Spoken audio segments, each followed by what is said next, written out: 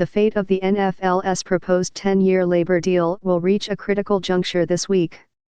Though the Players' Union's Executive Committee and the 32 representatives from each team did not agree last week to endorse the proposal, the entire union membership is expected to begin voting this week on the far-reaching agreement. As in most labor negotiations, the proposed collective bargaining agreement resulted from a series of compromises, calculations and competing priorities.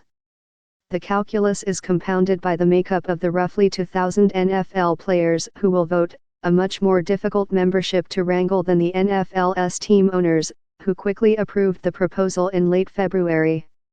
While highly paid veteran stars like Aaron Rodgers and Richard Sherman oppose the deal, the two-thirds of N.F.L. players with contracts at or near the league's minimum salary see the deal's pros and cons very differently. Only a simple majority is needed to ratify the 400-page agreement. The NFL Players Association distributed an 8-page list of the proposal's highlights to agents last week, aimed at simplifying the economic implications of many weighty issues. Among the most divisive elements is the provision adding a 17th regular season game, which many prominent players have opposed as a health risk. To make the deal more palatable, owners proposed expanding rosters and practice squads, reducing the number of padded practices, and raising minimum salaries, concessions that might win over rank-and-file players. Last week, the owners also removed their demand that players receive no more than $250,000 for a 17th game, a cap that highly paid players had rejected. Even with the gradual concessions, talks among players have been fractious, with a lengthy meeting during last week's scouting combine ending in a 17-14 vote among player reps to put the proposed C.B.A. to a vote of the general body. One team representative abstained. As players publicly and privately debate the deal that will define the next 10 years of operating procedure in the NFL, here are the key items in the current proposal that are sticking points, according to players, agents, sports lawyers, and consultants for retired players. If the players accept the deal, they will receive 48% of the league's revenue after deductions, starting in 2020 season, about 1 percentage point more than the current 47 to 53% split with owners. That percentage point is worth about $150 million a year to the players, given the league's current revenue of about $15 billion. If the regular season expands to 17 games, the players will receive an additional half a percentage point. The amount of shared revenue would rise another 0.3 of a percentage point if the value of the league's broadcast contracts grows by 120% or more, a gain that cannot be counted on just yet. Several players have questioned why the players will receive just an extra 0.3 of a percentage point if broadcast revenues grow by 120%, a jump estimated to be worth many billions of dollars. Players' contracts cover only what they earn during the regular season. In the postseason, all players are paid depending upon how their team performs. In the first year of the proposed C.B.A., each player on a team that plays in the wild card round and goes on to win the Super Bowl would be paid $300,000, an increase of about 22% over the $245,000 such a team would have earned for this postseason.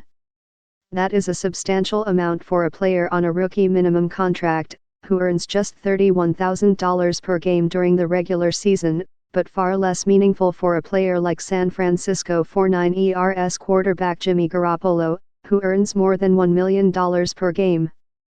The number looks even smaller when considering that the proposed C.B.A. will add 2 postseason games, which the Players' Union estimates will bring an additional $150 million into the league. The players will receive $70 to $75 million of that windfall in the form of a higher salary cap, but the structure exposes the strange economics of the playoffs, as well as the divergent interests of highly paid and lowly paid players. The union persuaded the owners to raise minimum salaries by more than 20%. But counterintuitively, this could lead to less money for some players. That's because teams may push more players to sign split contracts, which pay one amount for weeks they are on an active roster, whether they suit up for the game or not, and a far lower amount for weeks when they are injured. In the new deal, A rookie who signs a split contract for next season would receive a minimum salary of $610,000 prorated for the weeks he is on an active roster. For weeks when he is injured, his salary for purposes of proration would drop to $400,000. To offset the cost of the higher minimum salaries, teams may pressure rookies, free agents, and older players to sign split contracts because they know such players have less leverage. So while the increase in minimum salaries is noteworthy, the practical effect may be less to celebrate. Given the brutal nature of the sport, hundreds of former players apply for disability benefits every year.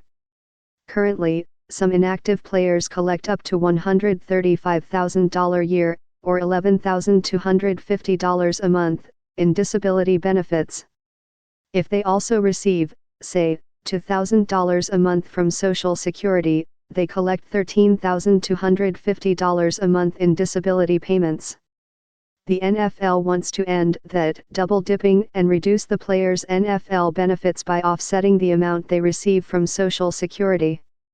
So a player who now receives $11,250 from the NFL and $2,000 from Social Security would see his football benefit fall to $9,250.